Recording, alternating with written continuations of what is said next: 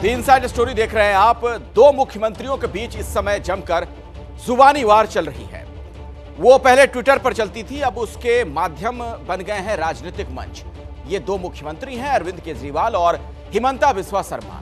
दोनों के बीच कैसे सियासी फाइट चल रही है, रिपोर्ट देखिए। 2 दिन से धमकी दे रहे हैं हेमंत बाबू, केजरीवाल आएगा मैं जेल में डाल दूंगा, मैं पुलिस से पकड़वाऊंगा केजरीवाल को। जो झूठ मूठ बोल के गया कि 12 लाख नौकरी दिया। दिल्ली में पिछले 7-8 साल में मैंने 12 लाख बच्चों के लिए रोजगार का इंतजाम किया। आसाम का लोगों का गुमराह करता है कि आप 7 साल में 12 लाख नौकरी दिया, जबकि आपका दिल्ली गवर्नमेंट का सैंक्शन पोस्ट ही 1.5 लाख। मैं हेमंत बाबू को आमंत्रण देता हूँ कि जब दिल्ली आए तो मेरे घर चाय पीने के लिए आइए। हम लोग अतिथि को भगवान समझता है, लेकिन जब औरंगजेब असम में आया, लासित ने उनको अतिथि जैसा ज्ञान नहीं किया।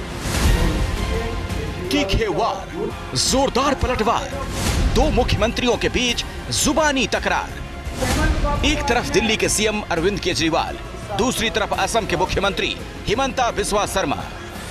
अब तक केजरीवाल दिल्ली की विधानसभा से ताबड़तोड़ हमले कर रहे थे, लेकिन इस बार वो असम पहुंच गए और वहां के मुख्यमंत्री पर सीधा हमला बोला।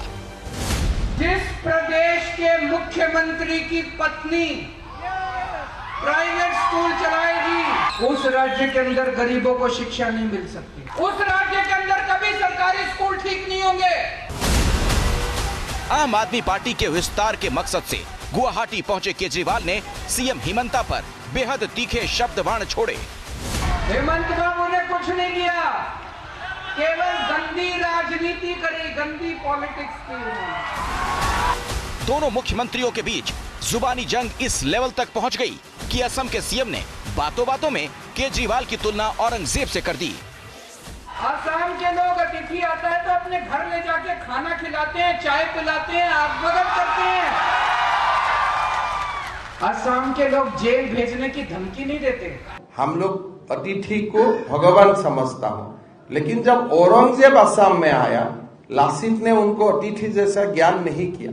तो इसीलिए केजरीवाल जी, जब आप झूठ बोलने यहाँ आया था, तो हमें आपको क्यों गेज हिसाब से स्वीकार करना था? फिर भी तो आपको जितना सम्मान है तो मैंने दिया, आपको सिक्योरिटी वगैरह मैंने सब दिया। इस खबर की इनसाइड स्टोरी आपको बताएंगी मेरी सहयोगी मनोज्ञा लोईवाल। मनोज्ञा, ये औरंगजेब तक बात क्यों पहुंच गई? क्या अंदर खाने से जानकारी मिल रही है?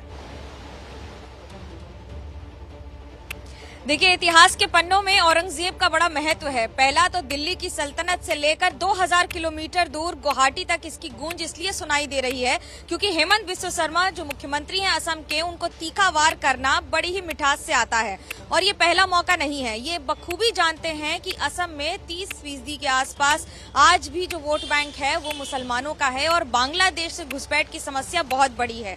ऐसे में लचित बोरगोहाई की एक एग्जाम्पल को देकर, इस उदाहरण को देकर उन्होंने ये तो साफ कर दिया है कि कैसे मुसलमान या फिर इस तरह की सल्तनत को पहले असम में और पूर्वोत्तर भारत में रुकने से रोका गया था और कितनी बड़ी भूमिका इतिहास के पन्नों की है। लेकिन बात यहाँ 200-2000 किलोमीटर की नहीं है, बात यहाँ पर है दिल्ली बनाम असम की और बीजेपी बनाम आम आदमी पार्टी की।